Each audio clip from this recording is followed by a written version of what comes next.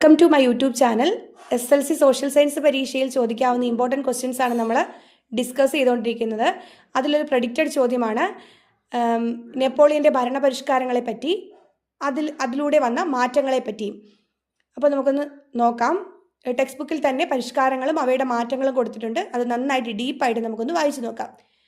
പരിഷ്കാരങ്ങളിൽ നിയമപരിഷ്കാരങ്ങളുണ്ട്, അതുപോലെ തന്നെ കൺകോർഡൻ്റ് ആയിട്ടുള്ള പരിഷ്കാരങ്ങളുണ്ട്, വിദ്യാഭ്യാസ പരിഷ്കാരങ്ങളുണ്ട്, സാമ്പത്തിക പരിഷ്കാരങ്ങളുണ്ട്, സൈനിക പരിഷ്കാരങ്ങളുണ്ട്.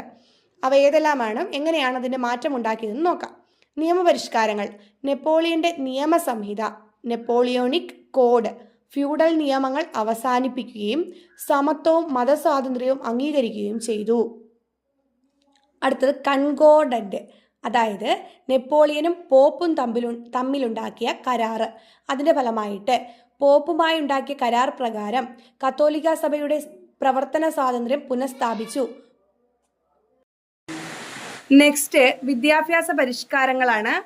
വിദ്യാഭ്യാസം സാർവത്രികമാക്കുന്നതിനുള്ള നടപടികൾ കൈക്കൊണ്ട് ലിസൈ എന്ന പേരിൽ സർക്കാർ നിയന്ത്രണത്തിലുള്ള വിദ്യാലയങ്ങൾ സ്ഥാപിച്ചു. അപ്പോൾ നെപ്പോളിയൻ തൻ്റെ വിദ്യാഭ്യാസ പരിഷ്കാരങ്ങളിൽ വിദ്യാഭ്യാസം സാർവത്രികമാക്കുന്നതിനുള്ള നടപടികൾ കൈക്കൊള്ളുകയുണ്ടായി.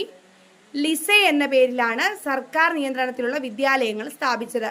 സർക്കാർ സർവീസിലേക്കും സൈന്യത്തിലേക്കും ആവശ്യമുള്ള വിദ്യാസമ്പന്നരെ സൃഷ്ടിക്കുക എന്നതായിരുന്നു ഇതിൻ്റെ ലക്ഷ്യം. യൂണിവേഴ്സിറ്റി ഓഫ് ഫ്രാൻസ് എന്ന പേരിൽ ഒരു ദേശീയ സർവകലാശാല സമ്പ്രദായം ആരംഭിച്ചു. ഈ സംവിധാനത്തിലൂടെ രാജ്യത്തെ വിദ്യാഭ്യാസ രംഗത്തെ നിയന്ത്രിച്ചു. അടുത്തതായിട്ട് സാമ്പത്തിക പരിഷ്കാരങ്ങളാണ്. ബാങ്ക് ഓഫ് ഫ്രാൻസ് സ്ഥാപിക്കുകയും ഏകീകൃത കറൻസി സംവിധാനം നടപ്പിലാക്കുകയും ചെയ്തു. സൈനിക പരിഷ്കാരങ്ങൾ: സൈന്യത്തെ പല ബറ്റാലിയനുകളായി പുനഃസംഘടിപ്പിക്കുകയും ചെയ്തു എന്നുള്ള കാര്യങ്ങളാണ് ഇതിനകത്ത് നമുക്ക് പഠിക്കാനുള്ളത്. അപ്പോൾ ഈ പരിഷ്കാരങ്ങളുടെ കാര്യങ്ങളൊന്ന് ഓടിച്ച് വായിച്ചു വെക്കുക. നമുക്ക് പെട്ടെന്ന് മനസ്സിലേക്ക് ഇത്ര കാര്യങ്ങൾ ഓടി വരണം.